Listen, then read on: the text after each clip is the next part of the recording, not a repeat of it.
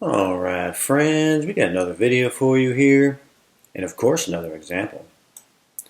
But the primary going into this experiment again is the focus on the microtubules in my brain that at my command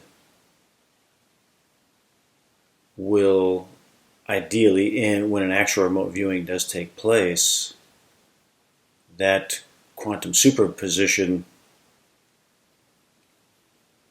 now reflects that specific selected, observed range of time and space. So that's, again, my focus. When I'm going into this experiment, that is what I'm deeply focused on.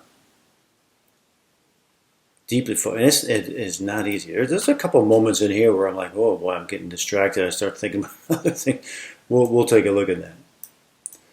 But I also want to touch again on these two favorites of mine, haptic perception and stereognosis. Let me just read through the real basic definitions so you understand why it's so important to me and my theories of how remote viewing might possibly work, at least how it might possibly work for me, and maybe for some other people out there too.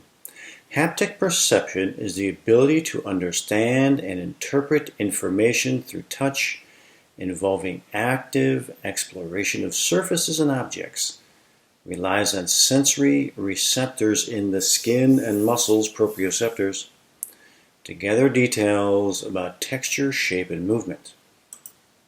Stereognosis is the ability to recognize and identify objects through touch alone without the aid of vision. This skill is important in everyday tasks. How? Through the proprioceptive nerves. My theory is that in those parts of the brain, my theorized selector mechanism, my theorized attractor mechanism, is experiencing in reverse. In reverse. So instead of the touch going here, here, it's going from here to here to here. That's my theory. That's where the dimensional sensations come from. It's going from here to here as opposed to from here to here. That's my theory. I'm sticking to it. Well, let's take a look at some haptic perception. Let's take a look at some stereognosis here. This was a tough one. Now, this is the random range of time and space. This is a mega church, California, I think. Big mega church out there. That's the range of time and space. So let's see what happens here. Again, here I am focusing. Microtubules, that quantum state in there. I want to get in there. I want to go in there. I want to bring my full attention in there.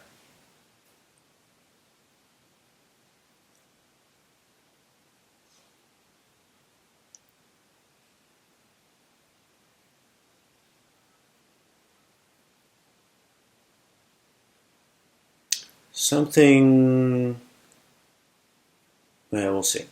I'm not going to say anything until I objectify, but what's going on in my mind here? I'm going to pattern complete this out.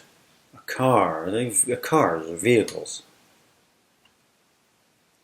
But I'm going to pattern complete it because at this point, I'm not completely sure. I don't have enough. At a certain point it becomes enough. But at this stage, I need a bit more than that. Meaning this, if it's, if I get the dimensional sensation and I'm high up in the air and I'm moving very fast, the odds that I'm dealing with some man-made flying vehicle of some kind, rockets or a plane or something like that, the confidence level is much higher. But I don't have enough here to feel that confident about the vehicles. There are vehicles there. It's true. It is true. But I don't have enough yet. Yet.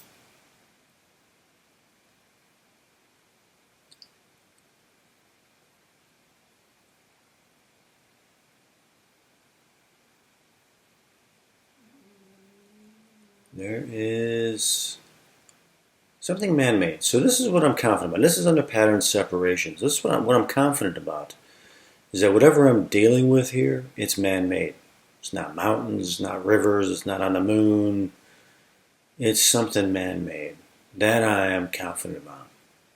And I can keep it in the pattern separation by just declaring it as there's something man-made here. I don't know what it is. So now some dimensional sensations are starting to come through.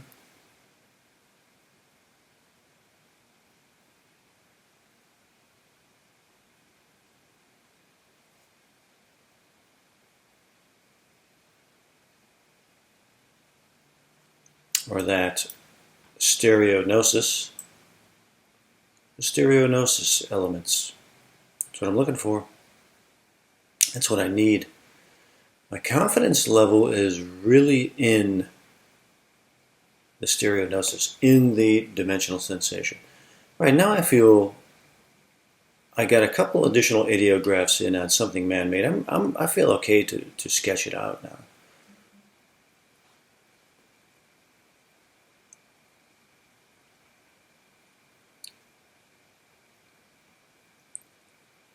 And again, the confidence to sketch it out is based on my dimensional sensation. There's kind of some things here. I'm thinking these, maybe these here. You know, there's two additional kind of spire, kind of column kind of things in there.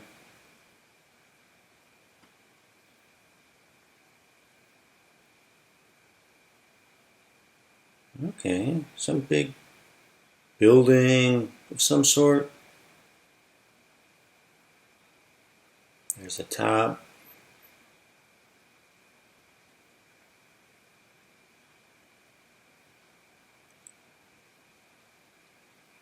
My perception of it is that it kind of has another layer on top. This one has a kind of a unique layout here, but that's kind of how I'm attempting to perceive it here. There's a big building. Yeah, I'm just digging it. I'm cool with it. I'm feeling pretty confident. Yeah, I'm dealing with it's a building of some kind. Go back to my ideos. And here,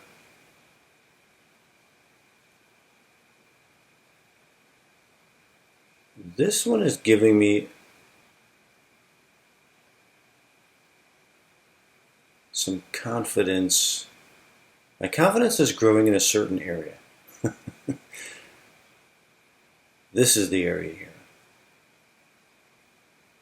My confidence is growing that there actually is a vehicle here, or a series of vehicles here.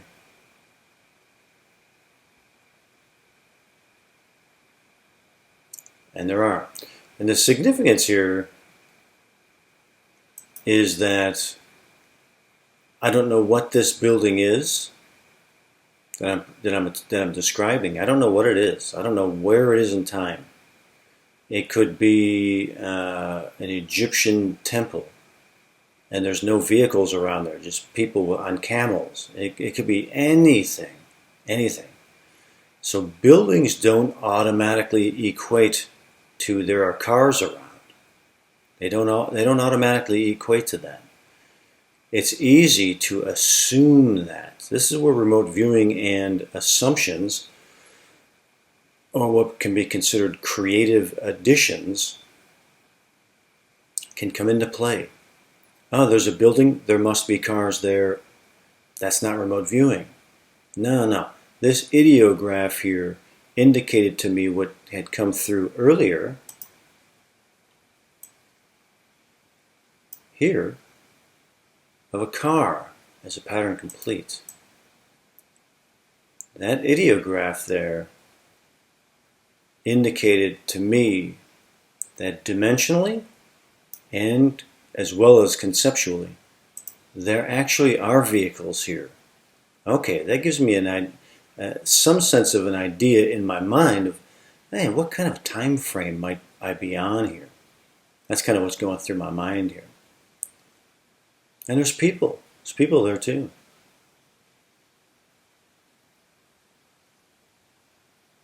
There's people, and they're kind of heading in this way.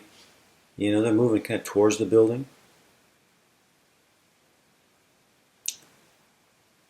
And with the vehicles and the people and the building, it reminded me of a stadium, which is a pretty good pattern separation. It's a place for events. It's kind of a stadium. It's like a religious stadium. Like a religious stadium.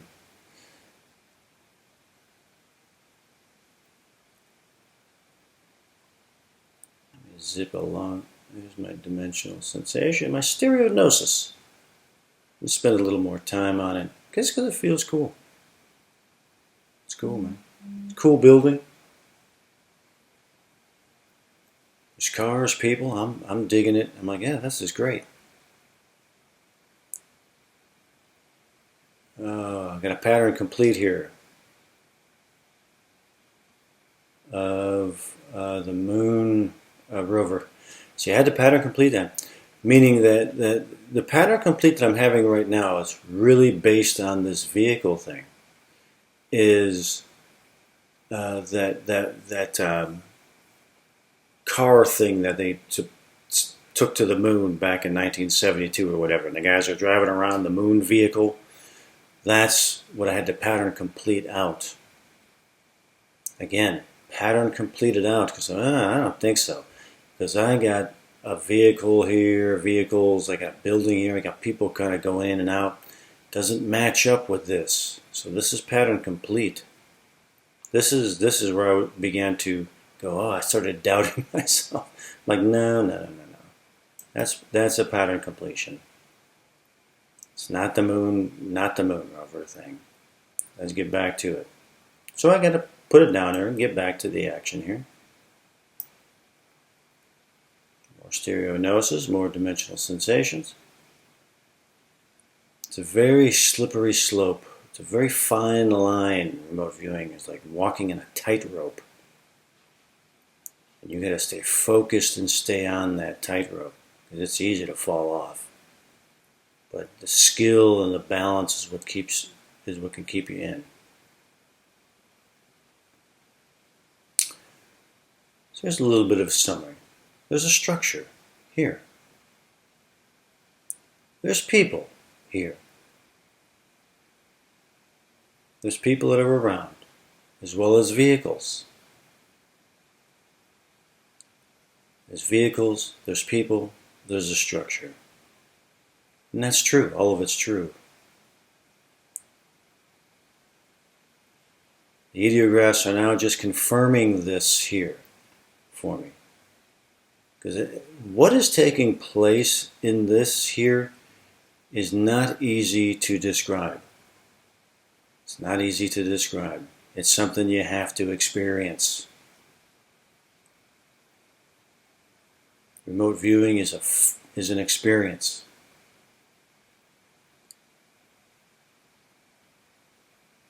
It seems busy, like a city or a stadium, meaning people are moving around, there's activity, and my confidence level is 70%.